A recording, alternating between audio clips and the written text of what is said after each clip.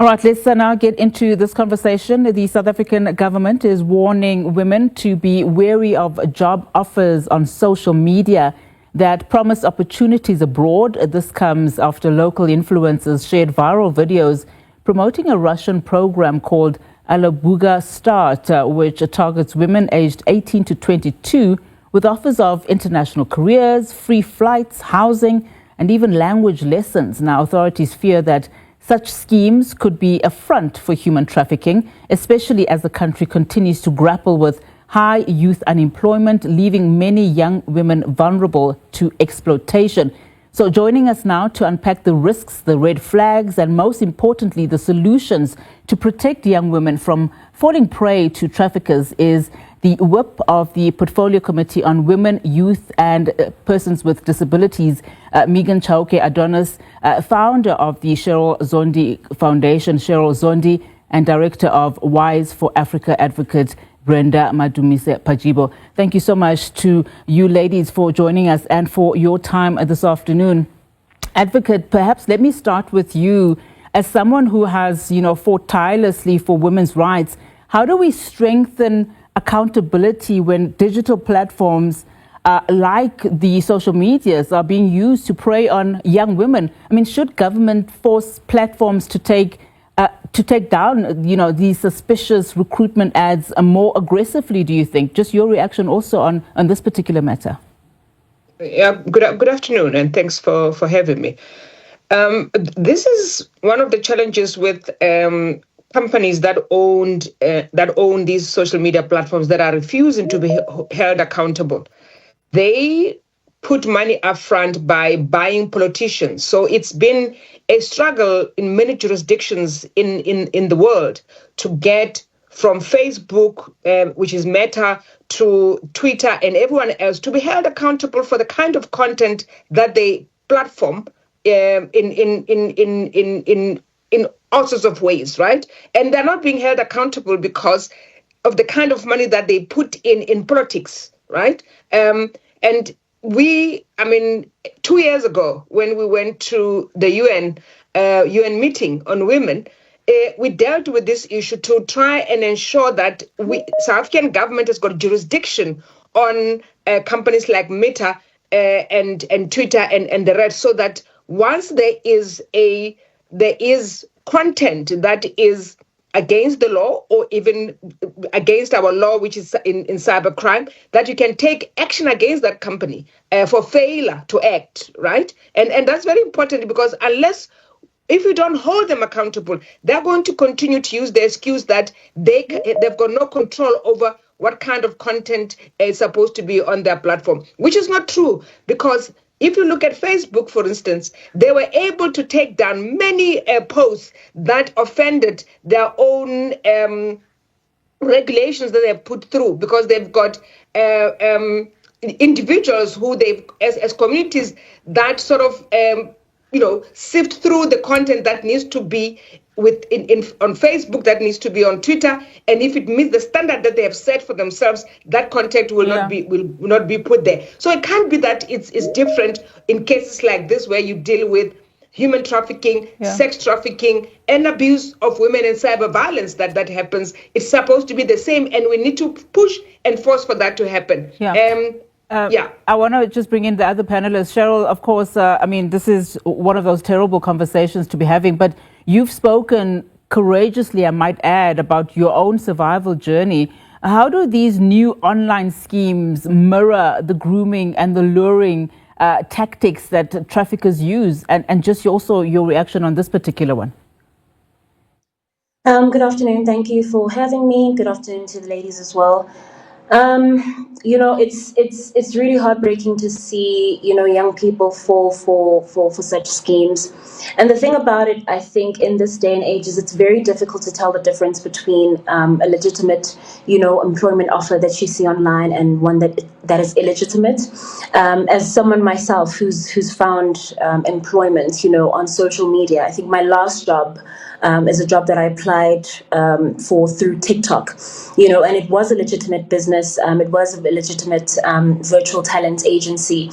And so trying to, or being put in a position where you have to do the work of sifting through, who's real and who's not, really puts young women and just youth in general in a very difficult position. There should be systems in place on the back end of these platforms that we're being allowed to, that we're exposed to by the government, by the state. Everyone is encouraging us to know we've been given safety precautions for years on end. I think what the state should be doing, go actually enforcing and making it safe for us. So some of the things that I pick up, and it's not even a matter of picking up red flags. I think the main issue that is needing to be addressed in this country is our youth is unemployed. The majority of the youth is unemployed. We've got over 60% youth unemployment rate. And these are the people that we're entrusting the future of this country to. Now, if the state would do a better job at making permanent, not temporary, because I know there's a lot of contracts going around giving youth contractual employment that lasts for months, weeks, or 1 year, but permanent solutions to the root cause, which is unemployment. Because if more youth are empowered and have financial stability, there's a chance of the Cheryl, kind of scam. Cheryl, unfortunately, your line keeps breaking, but we'll come back to you, particularly on those last points that you're raising. Ms. Chauke-Adonis, maybe let me bring you in. As we get your reaction, perhaps also comment on how do we strike the balance, especially listening to the other two panelists, between encouraging global opportunities for our young people while also protecting them, especially from exploitation, especially when you consider the country's youth unemployment, as we've been hearing. I mean, it is now sitting at around 45.5%.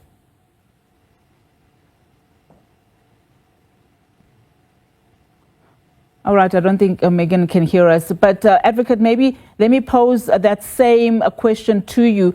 Just in terms of, the dangers, when we look at the dangers of these young women that they are facing, when government, in terms of solution mode, where do you think the balance then can be struck, especially with allowing young people to pursue those global opportunities, but also at the same time having systems in place from a government perspective that protects them from exploitation? So a couple of things that we need to be sensitized to and that we should act on, right? The perils of social media, and I think we're only beginning now to really grapple and understand deeper what social media is capable of doing. It can be a force for good. It can also be a force for, brutality. And we have seen how social media has been used to silence, to, get women's rights taken away. It has been used as a weapon to take away women's rights, right? So once we understand the power of that social media and understand the ecosystem of social media and who are the owners of these companies who are profiting from us using their applications, right? So unless we grapple with all of that and understand why is it that it's so difficult for us to hold them accountable in ensuring that we have a safe space within the cyber world, that anyone can be in the cyber world without being violated, without their safety being compromised. So what do you do as a state when you're confronted with something like this that is moving on a daily basis and the changes to it happens faster than anything else, right? Mm-hmm. Is that you need to put measures in place to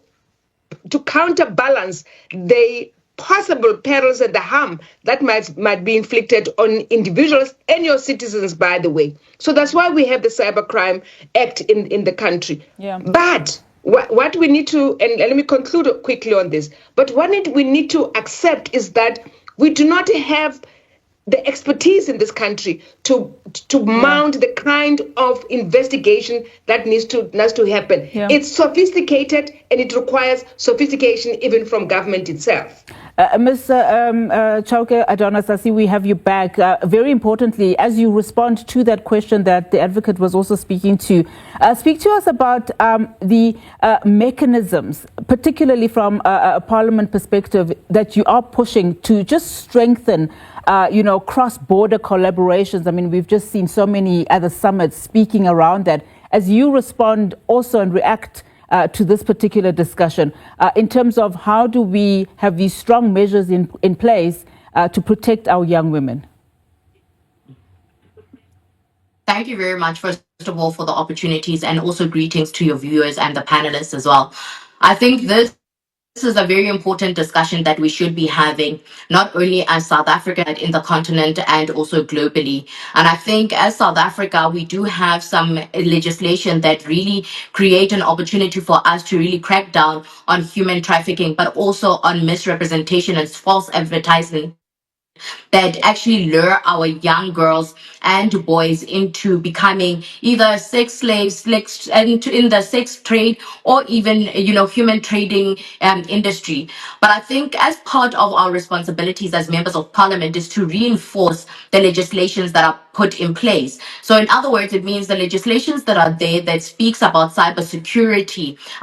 You're not only focusing on cyberbullying. What does it say about false advertisement? How do we ensure that both communications and the legislation play an active role on cutting down on those who are utilizing social media platforms to actually lure young people and lure those who are looking for opportunities out of the country and utilizing them for other means? The reports that have been shown is that those who take on the opportunities then become low-income earners in the countries that they go into. So they become more workshop workers, and the rates in which they are paid and the conditions are conditions in which, as South Africa, according to us, is against human rights violation.